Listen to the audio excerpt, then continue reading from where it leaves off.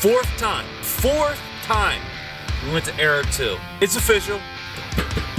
The bullseye is a piece of...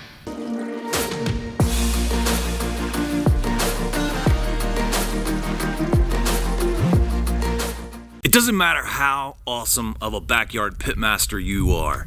At one point in time, you've either overdone or undercooked your steaks and other meats. Let's be honest, we've all done it, we've all been there. You know, you cook it to that perfect medium rare, and then you let it sit, you pull it off the grill, you let it sit for 5 or 10 minutes, and then you go to cut into it, and you're like, that's not medium rare, that's medium. Big problem, right? Well, not really, but you know, it is a problem. It's not the biggest deal in the world, but when you're trying to really nail down the details of your cooking and your barbecue and anything that you do, I'm a bit of a detail person, to be honest with you. Sometimes I'm OCD with details, but you know, when it comes to steaks, I'm definitely, you know, it pays to pay attention to the details. You pay a lot for a steak, you don't get to eat it every day, so you want to make sure you nail it as best as you possibly can. Today what we're going to look at is we're going to look at carryover temperature. And carryover temperature happens to deal with steaks, chicken, pork, no matter what it is, all meats have a carryover temperature. What I mean by carryover temperature is after you pull it off the grill, it continues to rise in temperature. Even though it's not on the heat anymore, it's just that, it's like anywhere from 3 to 5 degrees is what we're told. It just kind of raises in temperature and then it starts to cool back down. So how much carryover temperature do we really have when it comes to steaks, chicken, pork? You know, it's one of those questions that you hear about, you kind of, you know, practice a little bit, you pull it off a couple degrees early, but with chicken, that's dangerous, right? I mean, chicken can definitely get you sick if you undercook it by any amount. So, you know, chicken, you want to hit that 165, and if it's a chicken breast, you don't want to go anywhere over 165. You want to be right on the money. And so we're going to look today at carryover temperature of steak, of chicken, and pork, and we're going to find out exactly how much carryover temperature we can expect when cooking these pieces of meat. In order to have as much control over the variables that I can, I'm going to use my RT380 Bullseye 380. If you've watched my original video to do with the 380, you can tell I wasn't as happy with it as I was hoping to be. But it is a very precise grill, and you know, for that reason it makes a perfect unit for doing this experiment with. The RT380, it's the control panel that makes them so special. That control panel is spot on, so I want to use it because I know the temps will be right where I want them to be, and it's going to give me the best chance of having successful results, trying to figure out exactly how much carryover temperature we have.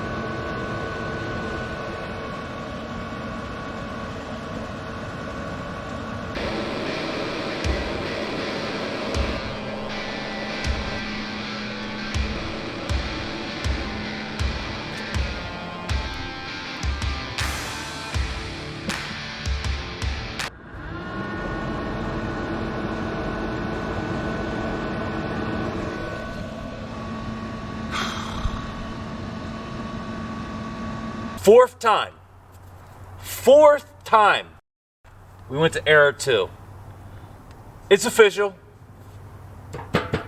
The bullseye is the piece of junk bullseye has went to error 4 times. So I flipped them over to the gas grill. I gotta have a controlled atmosphere, and I think I have the best controlled atmosphere, the quickest, right here.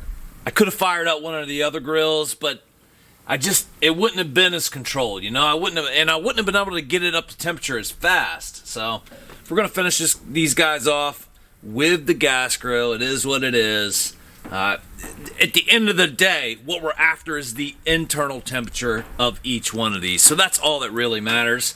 I'm gonna bring you back as soon as we get up. We're gonna go to 150 with the pork tenderloin and 165 with the chicken breast. I'll bring you back as soon as we get to these finishing points for these pieces of meat.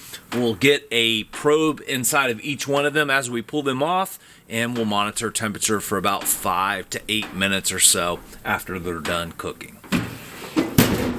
Okay, so our pork tenderloin is reaching about the temperature I'm gonna finish it at, which is 150. Before it hits 150, I'm gonna go ahead and use my chef alarm, put this probe inside of the pork loin, and that way we can track the temperature very precisely.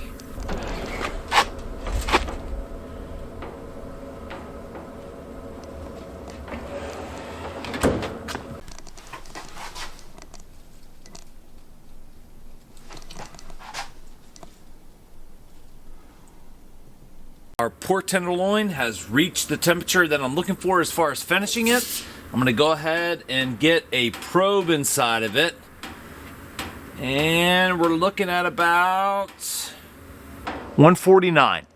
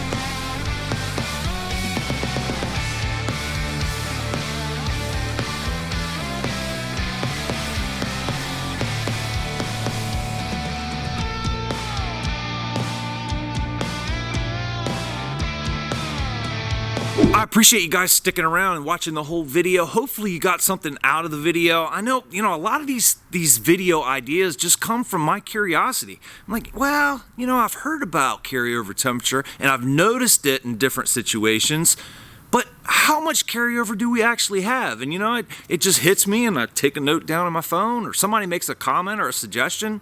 Bam, let's do it. Let's try it. Let's find out. And with better information and more information, we can definitely make sure we're cooking better food. So I really appreciate you guys sticking around for the whole video. Please do me a favor. Share the video with your family, your friends, on your social media walls. It'll help me grow the channel, reach more people, and inspire them to get in their backyards and cook some great food. You guys have a great week. I'll see you on the next video.